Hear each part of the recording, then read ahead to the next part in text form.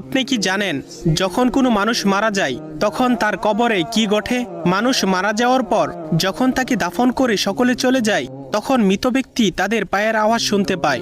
তখন মহান আল্লাহ তাআলা পুনরায় তার দেহের মধ্যে আত্মা ফিরিয়ে দেন। তারপর তার কবরে দুইজন ফেরেশতা এসে উপস্থিত হয়। তারা এসে মৃত ব্যক্তিকে বসিয়ে তিনটি প্রশ্ন করবে। প্রথম প্রশ্ন করা হবে, মান রব্বুকা, তোমার প্রভুকে? মৃত ব্যক্তি ইমানদার হলে বলবে, রব্বি আল্লাহ, আমার প্রভু আল্লাহ। তারপর দ্বিতীয় প্রশ্ন করা হবে, মান দিনুকা, তোমার ধর্ম কি? মৃত ব্যক্তি নামাজি হলে বলবে, দিনুল ইসলাম, আমার ধর্ম ইসলাম। অতএব তৃতীয় প্রশ্ন করা হবে, নবীজির ছবি দেখিয়ে বলা হবে, মান হুয়া, এই ব্যক্তিকে? মৃত ব্যক্তি শেষ নবীর উম্মত হলে বলবে, ইনি হলেন আমাদের শেষ নবী হযরত মুহাম্মদ সাল্লাল্লাহু আলাইহি ওয়াসাল্লাম। তখন ফেরেশতারা বলবে, তুমি সফলকাম, তোমার জন্য রয়েছে চিরসুখের জান্নাত, যেখানে তুমি অনন্তকাল বসবাস করবে। যদি তুমি প্রশ্নগুলোর উত্তর না দিতে পারতে তোমাকে আগুনের গর্তে নিক্ষেপ করা হতো।